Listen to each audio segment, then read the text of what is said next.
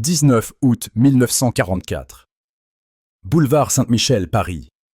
4h47 du matin. Les pavés conservaient encore la fraîcheur de la nuit. Une sonnette de vélo retentit une fois, puis le silence. Dans le gris de l'aube naissante, une jeune femme nommée Marie Dubois se pressait contre le mur de pierre d'une librairie fermée, son souffle formant de petites volutes dans l'air estival. Dans la poche de son manteau, enveloppé dans une toile cirée, se trouvait un drapeau tricolore plié, bleu, blanc, rouge, des couleurs interdites qui pouvaient signifier l'exécution si elles étaient découvertes. De l'autre côté de la rue, une patrouille allemande passa, leurs bottes produisant ce son si caractéristique que les Parisiens avaient appris à reconnaître dans leur sommeil au cours de 4 années d'occupation. Le son de la domination. Le son d'une France captive dans sa propre capitale. Marie attendit. La patrouille tourna au coin de la rue en direction de la Sorbonne. Elle compta jusqu'à 30, puis s'engagea rapidement dans la ruelle, derrière les anciens bâtiments du quartier latin. Dans 3 heures, Paris se réveillerait pour un matin différent. Les cloches de Notre-Dame, muettes depuis juin 1940, sonneraient de nouveau. Mais pas encore. Pas avant le moment précis. La résistance avait appris la patience au fil de 49 mois d'occupation, de 461 jours à ravaler sa colère, d'innombrables instants à voir leur ville porter la croix gammée comme une blessure. Ce matin d'été portait l'odeur du pain chaud provenant d'un four clandestin quelque part dans le Marais, se mêlant à l'odeur âcre du diesel allemand des véhicules militaires garés le long de la Seine. C'était le Paris d'août 1944, une ville qui retenait son souffle, une population ayant survécu avec moins de 200 calories par jour tandis qu'elle voyait ses occupants festoyer.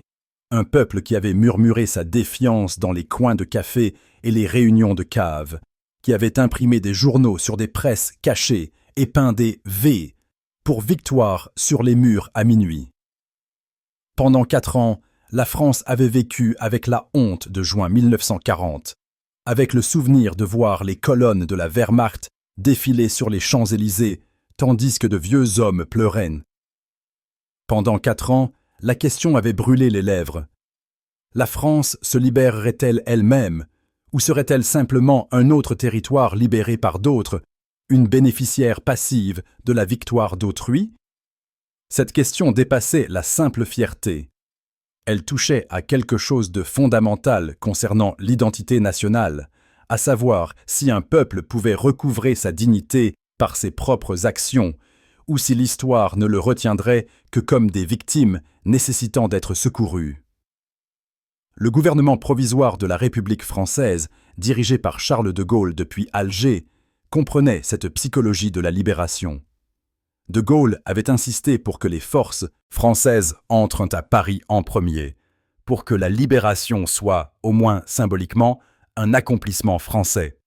Mais à la mi-août 1944, alors que les forces alliées balayaient la Normandie, la question restait désespérément sans réponse. Qui libérerait réellement Paris? Seraient-ce les colonnes mécanisées d'Eisenhower, ou seraient-ce les hommes et les femmes qui n'avaient jamais cessé de résister, qui avaient passé 4 ans à se préparer à ce moment dans des arsenaux cachés et des réunions de planification secrètes à travers la capitale occupée? L'occupation allemande de Paris avait débuté le 14 juin 1940, lorsque les forces de la Wehrmacht entrèrent dans une ville délibérément déclarée ouverte pour éviter sa destruction. Contrairement à Varsovie ou Rotterdam, Paris ne fut pas bombardée jusqu'à la soumission. Au lieu de cela, elle fut occupée intacte, transformée en une ville de garnison d'arrière-garde, où les officiers allemands assistaient à l'opéra, où les drapeaux nazis pendaient de la tour Eiffel, où la machinerie de l'oppression fonctionnait avec une efficacité bureaucratique. Le quartier général de la Gestapo au 84, avenue Foch, devint synonyme de terreur. Le camp d'internement de Drancy, au nord-est de Paris, servit de dernière étape à plus de 65 000 juifs français avant leur déportation à Auschwitz. Le mouvement de résistance à Paris, fragmenté entre réseaux communistes, organisations gaullistes, cellules socialistes et patriotes individuels, avait opéré dans un danger perpétuel, sachant que les résistants capturés étaient torturés dans des cellules sous des boulevards élégants avant d'être exécutés au Mont Valérien, où plus de 1000 résistants furent fusillés contre des murs de pierre. En août 1944, la résistance à Paris était passée du stade de conspirateurs amateurs à celui d'armée de l'ombre. Les forces françaises de l'intérieur, ou FFI, s'étaient organisées à travers les 20 arrondissements de la ville, stockant des armes provenant de parachutage britannique et de fournitures allemandes saisies. Ils connaissaient chaque ruelle, chaque toit, chaque cave de leur quartier. Ils possédaient des cartes détaillées des points d'appui allemands, connaissaient les horaires des patrouilles de la Wehrmacht, avaient identifié chaque dépôt de munitions et poste de commandement. La direction de la résistance, coordonnant entre factions communistes et gaullistes malgré de profondes divergences idéologiques, avait préparé des plans d'insurrection avec un détail méticuleux. Ils possédaient quelque chose que les armées alliées qui arrivaient n'avaient pas: une connaissance intime de leur propre ville et la volonté désespérée d'un peuple luttant pour ses foyers. Le gouverneur militaire allemand de Paris en août 1944 était le général Dietrich von Choltitz, un officier prussien qui avait commandé des forces lors du siège de Sébastopol et de la répression de la résistance de Rotterdam. Il arriva à Paris le 9 août 1944 avec des ordres explicites d'Adolf Hitler. Si Paris ne pouvait être tenue, elle devait être détruite. La directive de Hitler était sans ambiguïté. Les grands monuments devaient être démolis, les ponts sur la Seine dynamités, la ville réduite à un champ de ruines. Von Choltitz reçut ses ordres à un moment où l'Allemagne faisait face à une catastrophe militaire sur tous les fronts. Le front de Normandie s'était effondré. Les forces soviétiques fonçaient vers la Pologne. Le Reich de Milan s'effondrait après 12 ans. Dans ce contexte, Hitler exigeait une destruction symbolique, un final wagnérien où si l'Allemagne devait tomber, la beauté de l'Europe tomberait avec elle. Von Choltitz commandait environ 20 000 soldats allemands à Paris, un mélange d'infanterie de la Wehrmacht, d'unités de sécurité SS et de personnel de soutien. Il possédait des armes lourdes, y compris des chars et des pièces d'artillerie positionnées pour tirer directement le long des larges boulevards haussmanniens. Il contrôlait les ponts, les gares, les bâtiments gouvernementaux. Il avait préparé des charges explosives sur les principaux monuments. Contre lui, la résistance pouvait rassembler peut-être 30 000 combattants, mais la plupart étaient mal armés. Des civils avec des fusils de chasse, des policiers avec des revolvers de service, des étudiants avec des bombes à essence fabriquées dans les laboratoires de chimie universitaires. La résistance possédait du courage et une connaissance locale, mais manquait des armes lourdes nécessaires à un combat urbain soutenu contre une force militaire professionnelle. Le contexte stratégique de la mi-août 1944 créa une tension cruciale. Le commandement allié, dirigé par le général Dwight Eisenhower, n'avait aucune intention de combattre pour Paris. La stratégie d'Eisenhower consistait à détruire les armées allemandes sur le terrain et à avancer vers le Rhin. Paris représentait un cauchemar logistique, une ville de 3 millions d'habitants qui aurait nécessité 4000 tonnes de vivres par jour. La ville consommerait des ressources sans contribuer à la victoire militaire. Eisenhower prévoyait de contourner Paris, la laissant isolée, tandis que les armées alliées poursuivaient la Wehrmacht vers l'Est. Cette logique militaire était impeccable. Mais elle ignorait la réalité politique et psychologique que Charles de Gaulle comprenait parfaitement. La France devait participer à sa propre libération, et Paris était le symbole même de la France. Le 15 août 1944, alors que les forces alliées atteignaient des positions à portée de frappe de Paris, la résistance de la ville fut confrontée à une décision critique. Devait-elle attendre une libération par des forces extérieures, au risque que Paris ne devienne un champ de bataille détruit par les combats? Ou devait-elle déclencher une insurrection, pariant qu'un soulèvement forcerait à la fois les Alliés à avancer et les Allemands à négocier plutôt que de détruire la ville?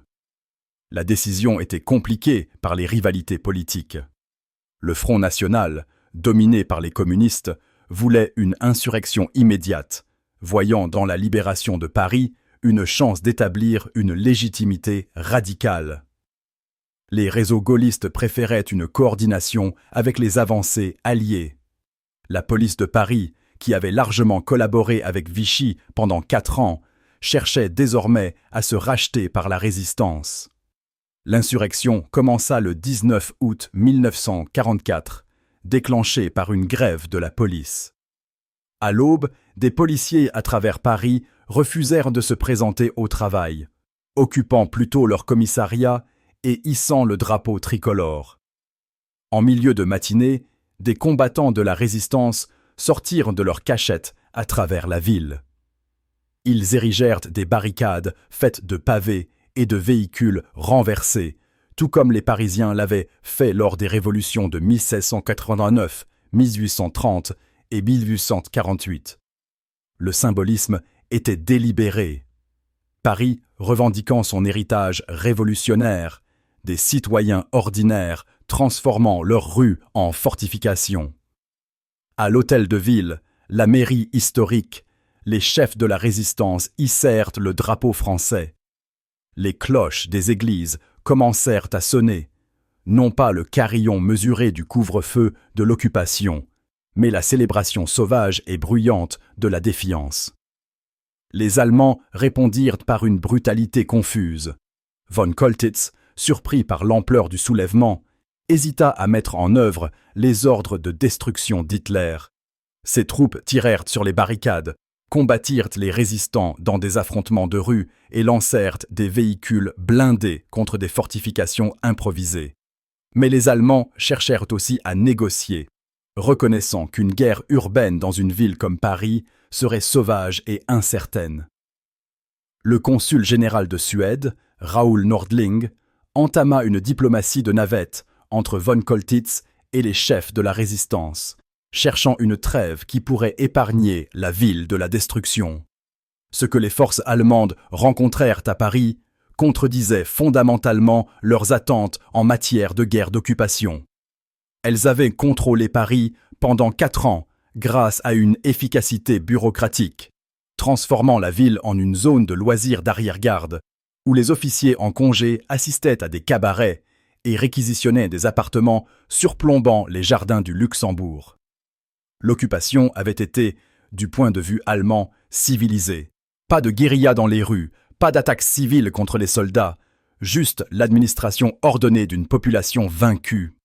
Les soldats allemands stationnés à Paris se considéraient comme chanceux, affectés à la plus belle ville d'Europe, plutôt qu'à l'enfer gelé du front de l'Est. L'insurrection d'août brisa cette occupation confortable. Soudain, les larges boulevards devinrent des zones de tir, où des snipers tiraient depuis les fenêtres des appartements. Les parcs élégants se transformèrent en points d'appui où des civils lançaient des bombes à essence sur des véhicules blindés. Les femmes qui avaient servi le café dans les cafés passaient désormais des munitions aux combattants sur les barricades. Les adolescents qui livraient des courses coupaient désormais les lignes téléphoniques et tendaient des embuscades aux patrouilles. Les Allemands découvrirent que la population qu'ils avaient considérée comme passive, voire complaisante, préparait la résistance depuis des années, stockant des armes dans des cryptes d'églises et des caves d'appartements, cartographiant les positions allemandes, attendant ce moment. Pour les Parisiens, les attentes étaient également complexes et plus désespérées. Après 4 ans d'occupation, après les arrestations massives de 1942, après avoir vu des voisins juifs déportés, après l'humiliation quotidienne des points de contrôle, des couvre-feux et du rationnement, de nombreux Parisiens s'étaient adaptés à une stratégie de survie faite de conformité extérieure et de résistance intérieure. Ils avaient appris à attendre, à espérer une libération de l'extérieur tout en nourrissant une défiance privée. La décision de se soulever en insurrection ouverte avant l'arrivée des forces alliées représentait un immense saut psychologique, d'une endurance patiente à une rébellion active, de l'attente du secours à la conquête de la liberté de leurs propres mains. La réalité de l'insurrection urbaine s'avéra à la fois glorieuse et terrible. Les barricades construites à partir de pavés et de meubles devinrent des symboles de résistance et des pièges mortels où des combattants armés de fusils de chasse affrontaient les mitrailleuses allemandes. Les drapeaux tricolores qui apparaissaient sur les bâtiments annonçaient la libération et attiraient le feu ennemi. Les combats de rue étaient intimes et féroces, des batailles menées pièce par pièce dans les immeubles, des tireurs d'élite se défiant à travers les places emblématiques, des obus de chars détruisant des cafés où des Parisiens avaient murmuré des plans de résistance quelques mois auparavant. La ville qui avait survécu 4 ans d'occupation intacte saignait désormais des combats dans ses propres rues. Marie Dubois, qui avait porté ce drapeau interdit dans sa poche le matin du 19 août, se retrouva 3 jours plus tard sur une barricade de la place Saint-Michel. La notion romantique de résistance avait fait place à la dure réalité de se cacher derrière des pavés, tandis que les balles ricochetaient sur les murs anciens. Autour d'elle, des combattants qu'elle reconnaissait du quartier, le fils du pharmacien, l'institutrice qui donnait des cours aux enfants dans la cave tout en enseignant l'histoire de France interdite, le boulanger qui avait partagé du pain illégal, tiraient maintenant avec des fusils allemands capturés sur les positions de la Wehrmacht de l'autre côté de la place. Le drapeau tricolore qu'elle avait transporté flottait sur la barricade, une touche de couleur sur la pierre grise, les désignant comme des cibles. Les archives historiques conservent les détails spécifiques de ces jours d'août. À la préfecture de police, sur l'île de la Cité, 3000 policiers et résistants tinrent tête aux attaques allemandes, transformant la forteresse administrative de Napoléon en zone de combat. Des chars allemands tirèrent à bout portant sur les murs de la préfecture, tandis que les défenseurs ripostaient depuis les fenêtres, surplombant la Seine. Dans le quartier latin, des étudiants de la Sorbonne construisirent des barricades à travers les rues médiévales étroites, créant des positions défensives qui canalisaient les véhicules allemands dans des zones de tir mortels. Dans les quartiers populaires de l'Est de Paris, Belleville, Ménilmontant, le 20e arrondissement, des résistants communistes s'engagèrent dans des combats rapprochés sauvages, luttant avec le désespoir de ceux qui savaient que la capitulation signifiait l'exécution. Les rapports militaires allemands de ces jours révèlent une force d'occupation prise entre des ordres contradictoires et un moral en berne. Von Koltitz rapporta à ses supérieurs que Paris était en insurrection générale, que ses forces ne contrôlaient que des points d'appui clés, que la répression du soulèvement nécessiterait des renforts massifs et risquerait de détruire la ville. Il possédait les moyens d'exécuter les ordres de destruction d'Hitler. Des explosifs étaient placés sur les ponts, des ingénieurs avaient préparé des monuments pour la démolition, l'artillerie pouvait réduire la ville en ruines. Mais von Koltitz hésita. Plus tard, il prétendrait que cette hésitation était un courage moral, un refus de détruire la beauté de Paris. La réalité était plus complexe. Il reconnut que l'Allemagne avait perdu la guerre, que détruire Paris serait une atrocité insensée sans aucun but militaire, que les forces alliées approchaient et que brûler les ponts, au sens propre comme au figuré, ne gagnerait rien, sinon d'attacher son nom à une catastrophe culturelle. Le 22 août, la direction de la résistance lança un appel désespéré au quartier général allié. L'insurrection était en train d'échouer. Malgré leur courage et le soutien populaire, des civils légèrement armés ne pouvaient vaincre des soldats professionnels. Des renforts allemands approchaient. Sans intervention alliée, Paris faisait face à 2 possibilités. Une répression allemande brutale ou la destruction de la ville, dans un combat prolongé. Le message parvint au général Philippe Leclerc, commandant la 2e division blindée française, rattaché aux forces américaines qui balayaient la Normandie. Leclerc, nom de guerre, adopté par le vicomte Philippe de Hautecloque lorsqu'il rejoignit de Gaulle en 1940, comprit l'impératif politique. Il convainquit les commandants américains d'approuver une avance sur Paris, bien qu'Eisenhower restât réticent. La 2e division blindée française commença sa marche sur Paris le 23 août 1944. La division était équipée de chars Sherman américains et de half-tracks, mais était entièrement française en personnel, des soldats et des officiers, qui avaient refusé de se rendre en 1940, qui avaient combattu en Afrique du Nord et libéré Strasbourg, et qui voyaient Paris comme le point culminant de leur périple de 4 ans, de la défaite à la rédemption. Ils parcoururent près de 150 kilomètres en 2 jours, ignorant souvent les ordres américains de ralentir, poussés par la certitude que Paris se battait et que l'histoire retiendrait qui avait libéré la capitale. Dans l'après-midi du 24 août, les premières unités de la division Leclerc entrèrent dans Paris par le sud. Les chars de tête, dont beaucoup portaient les noms de victoires et de provinces françaises, Champagne, Romilly, Montmirail, forcèrent les lignes de résistance allemandes vers le centre-ville. Les Parisiens bordaient les rues, délirant de joie, offrant vin, fleurs et baisers aux soldats qu'ils reconnaissaient comme français grâce au drapeau tricolore peint sur les chars. L'arrivée de la 2e division blindée transforma l'équation militaire. La résistance disposait désormais d'un soutien blindé. Les points d'appui allemands, qui avaient tenu pendant 5 jours, firent soudain face à un assaut professionnel. Cette nuit-là, les combats s'intensifièrent dans tout Paris.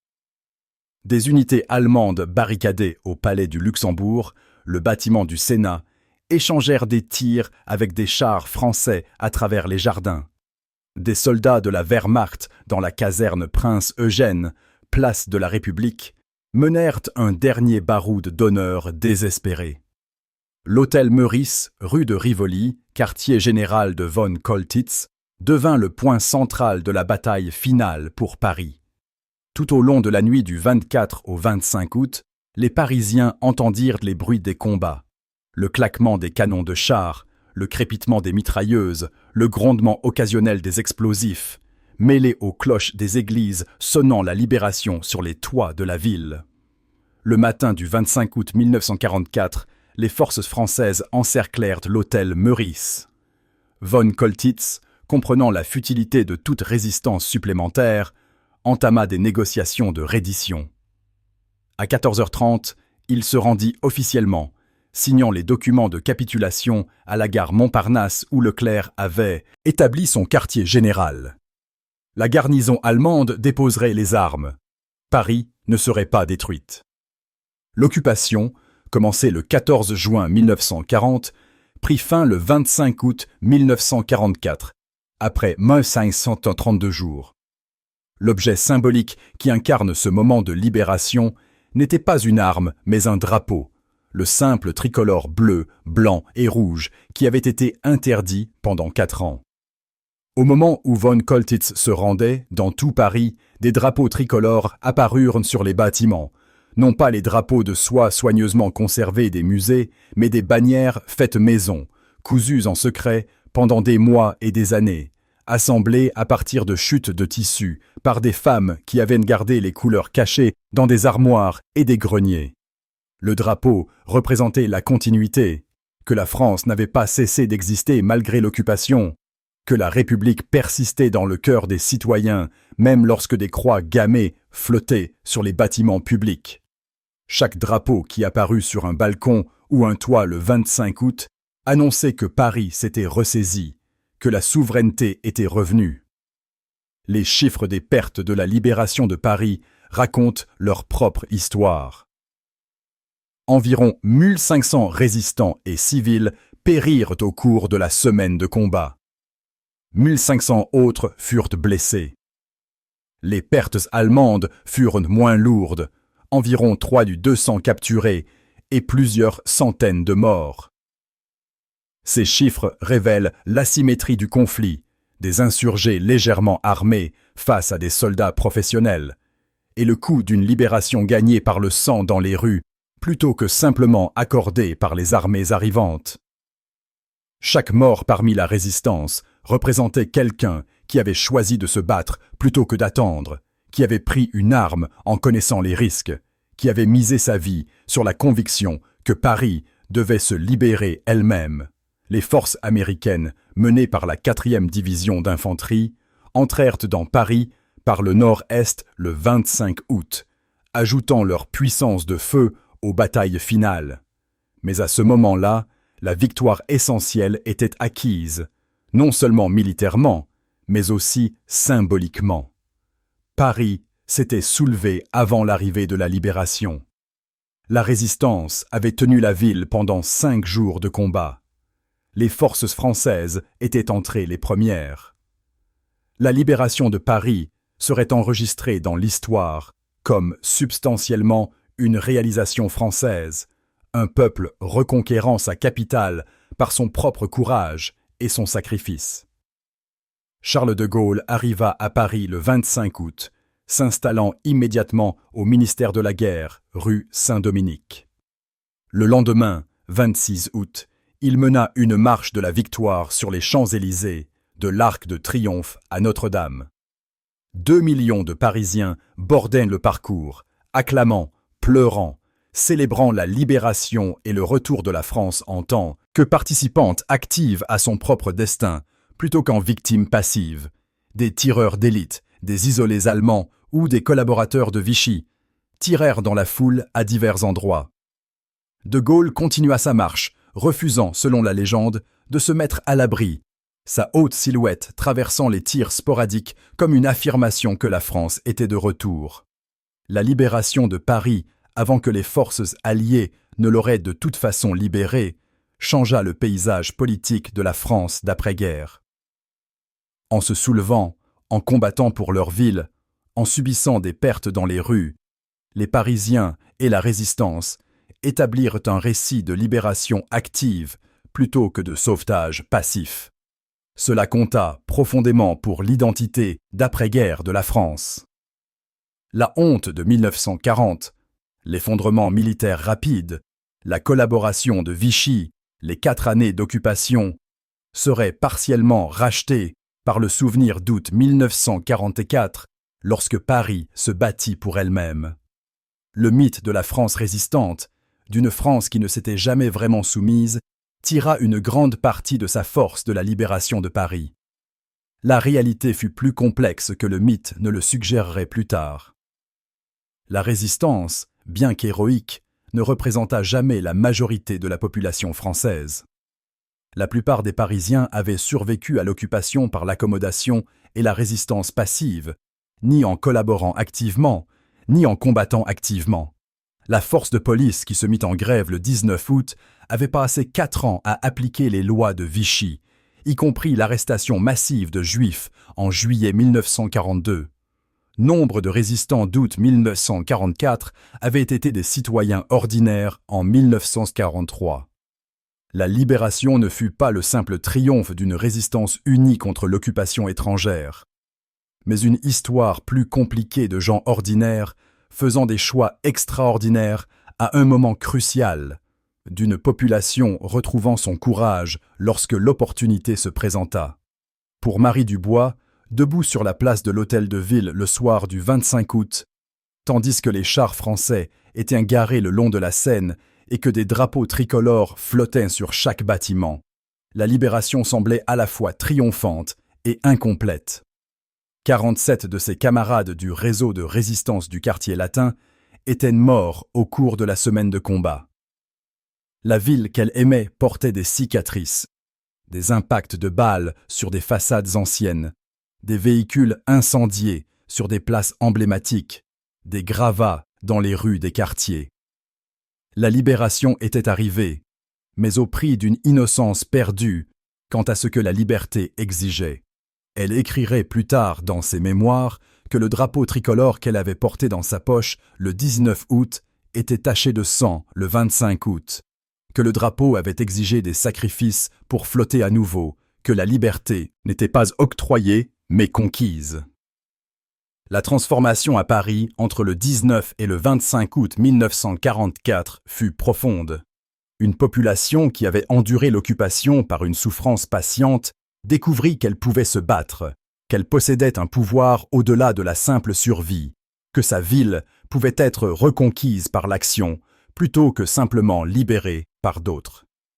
Le basculement psychologique d'occupés à libre, de victimes à acteurs, changea la façon dont les Parisiens se comprenaient eux-mêmes et leur relation à l'histoire. Ils n'avaient pas seulement été témoins de leur libération, ils y avaient participé. Cette participation, coûteuse et incomplète soit-elle, restera quelque chose d'essentiel. Le sentiment que l'histoire française était faite par les Français et non pas simplement subie par eux. La perspective allemande sur la libération de Paris révèle les contradictions des derniers jours de l'occupation. Von Coltitz, en refusant de détruire Paris, agit à l'encontre des ordres explicites d'Hitler. Après la guerre, il se présenta comme le sauveur de Paris, le général qui désobéit à des commandements monstrueux. La vérité était plus ambiguë. Il hésita à détruire Paris, en partie parce qu'il reconnaissait que la guerre était perdue, en partie par réticence à lier son nom à une catastrophe culturelle, en partie sous l'influence du consul de Suède Nordling, et en partie par la prise de conscience soudaine que les soldats occupants pouvaient en devenir des victimes dans une guerre urbaine. Les forces allemandes à Paris découvrirent en août 1944 que l'occupation est une condition temporaire, que les populations endurent plutôt qu'elles n'acceptent, et que le moment venu, les occupés deviennent redoutables. Les semaines suivant la libération révélèrent à la fois la joie et les complications de la liberté. Paris célébra avec des fêtes de rue spontanées, du vin partagé entre inconnus, des couples dansant sur des places où les patrouilles allemandes avaient imposé un couvre-feu quelques jours auparavant.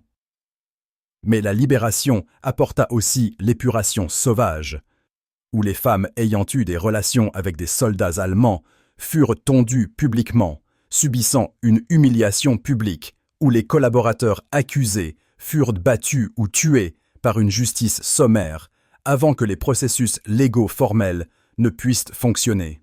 La violence des lendemains de la libération démontra que 4 ans d'occupation avaient endommagé la société française de manière qui nécessiterait des décennies pour cicatriser.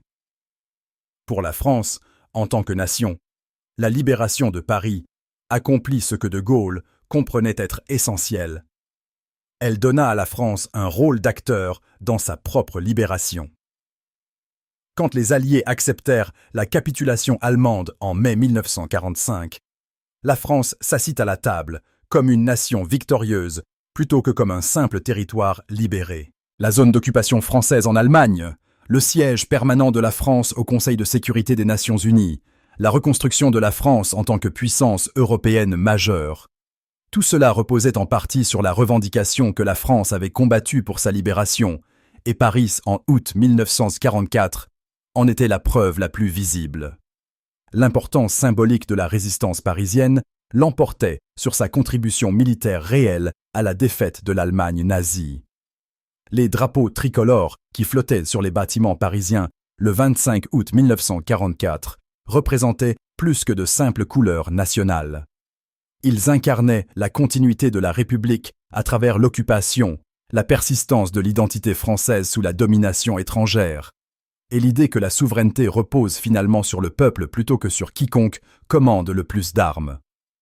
Chaque drapeau annonçait que Paris était revenu à elle-même, que l'occupation était une aberration temporaire, que le caractère essentiel de la France, révolutionnaire, indépendante, fière, avait survécu intact sous les accommodements de façade des années d'occupation. Au cours des décennies suivant la libération, l'insurrection d'août 1944 devint centrale dans la mémoire française de la Seconde Guerre mondiale. Le récit mettait l'accent sur la résistance populaire, minimisant la complexité de la collaboration et de la survie passive qui avait caractérisé l'expérience de la plupart des Parisiens. Les barricades d'août devinrent les symboles d'une France qui n'avait jamais capitulé, même lorsque son gouvernement l'avait fait en 1940.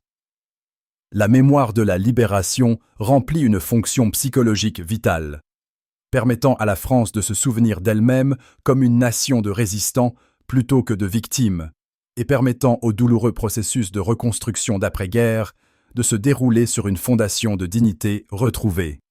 La vérité historique était à la fois plus complexe et plus humaine que le mythe. La plupart des Parisiens n'étaient ni des résistants actifs ni des collaborateurs, mais des gens ordinaires, essayant de survivre à des circonstances extraordinaires. Quand le moment de la libération arriva, beaucoup trouvèrent un courage qu'ils ignoraient de posséder. Les barricades d'août 1944 furent construites non par des révolutionnaires professionnels, mais par des commerçants, des étudiants et des femmes au foyer qui décidèrent, à ce moment précis, que la survie était insuffisante, que la liberté appelait à l'action, que la dignité exigeait de prendre des risques. Cette banalité rendait leur courage d'autant plus remarquable, et non moins. Ils n'étaient pas des héros attendant leur moment, mais des gens ordinaires qui devinrent des héros lorsque le moment arriva. Pour Paris elle-même, la ville physique, la libération signifia la survie. Si von Coltitz avait obéi au ordre d'Hitler, la tour Eiffel aurait été démolie, les ponts sur la Seine détruits, les grands monuments réduits en ruines. Paris aurait rejoint Varsovie et Rotterdam comme une ville détruite par la guerre, sa beauté sacrifiée à la logique militaire ou à la rancœur dictatoriale. Le fait que les Parisiens puissent toujours traverser le Pont Neuf, puissent toujours voir Notre-Dame s'élever au-dessus de l'île de la Cité, puissent toujours monter les marches de Montmartre jusqu'au Sacré-Cœur. Tout cela résulte en partie de l'insurrection d'août qui força une reddition rapide plutôt qu'un combat prolongé, qui créa une situation où la destruction de la ville n'avait plus de sens car la ville était déjà tombée aux mains de ses propres habitants. L'épilogue de la libération de Paris s'étend au-delà d'août 1944 pour englober ce que ce moment signifia pour le long cours de l'histoire de France. La France a connu des révolutions répétées, a construit des barricades dans ses rues en 1789, 1830, 1848, 1871 et 1944, a constamment insisté sur le fait que la légitimité politique émane du peuple plutôt que du pouvoir seul. L'insurrection d'août se rattachait à cette tradition révolutionnaire, démontra que l'occupation n'avait pas rompu le fil de l'identité républicaine française et prouva que Paris restait Paris, rebelle, fier, refusant la domination. La libération de Paris révéla une vérité fondamentale sur l'occupation et la résistance. Aucune occupation n'est complète tant que l'occupé ne l'accepte pas. Pendant 4 ans, l'Allemagne contrôla Paris militairement, administra la ville bureaucratiquement, fit respecter les lois par la violence et ne parvint pourtant pas à posséder la ville dans un sens significatif. Les Parisiens se conformèrent quand nécessaire, résistèrent quand possible et n'intériorisèrent jamais l'occupation comme permanente. Quand le moment fut venu, ce refus de capitulation interne se manifesta par des barricades et l'insurrection, par des gens ordinaires qui devinrent des soldats pour défendre leur propre rue. Le coût de cette libération, 1500 morts parmi les résistants et les civils, représenta plus que des pertes. Chaque mort était une personne qui choisit l'action plutôt que la sécurité, qui décida qu'une libération acquise valait plus qu'une libération accordée, qui comprit que la liberté a un prix et était prête à le payer. Leur sacrifice donna à la libération de Paris son poids moral, la transforma d'un événement militaire en un événement spirituel, un moment où une ville reconquit non seulement un territoire, mais sa dignité, non seulement sa liberté, mais sa fierté. Le 25 août 1944, alors que le soleil se couchait sur Paris libéré, les drapeaux tricolores flottant sur des milliers de bâtiments s'embrasaient dans la lumière dorée. Les drapeaux, bleus, blancs, rouges, avaient été interdits pendant 1632 jours. Maintenant, il flottait de nouveau parce que les Parisiens s'étaient battus pour elle, parce que la résistance avait tenu ses barricades, parce que des hommes et des femmes, dont les noms ne figurent dans aucun livre d'histoire, avaient décidé que leur ville valait d'affronter la mort. Les drapeaux flottaient parce que Paris s'était libéré, avait refusé d'attendre passivement d'être secouru, avait insisté pour être actrice de sa propre liberté.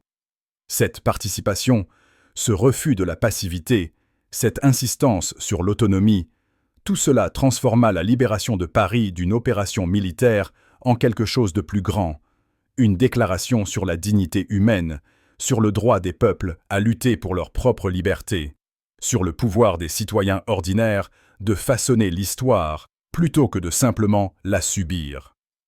Paris, en août 1944, démontra que l'occupation est finalement insoutenable parce que les gens refuseront indéfiniment la domination, que la résistance persiste même en silence, que l'occupé attend son heure et la saisit alors avec un courage désespéré. Les barricades furent démantelées en quelques semaines. Les trous de balles sur les façades des bâtiments prendraient des années à réparer. Mais la mémoire d'août 1944 devint permanente. La mémoire d'une ville qui se bâtit pour elle-même, de gens ordinaires qui construisirent des barricades avec des pavés, de drapeaux tricolores cousus en secret et hissés en défi, d'une libération acquise plutôt que simplement reçue. Cette mémoire, aussi complexe et contestée qu'elle demeure, témoignait de quelque chose d'essentiel. Que la liberté compte le plus quand on la conquiert soi-même, que la dignité exige l'autonomie, que la libération la plus profonde ne vient pas d'être sauvée, mais de refuser de rester plus longtemps captive. Paris, en août 1944, choisit le refus. Elle choisit de se lever.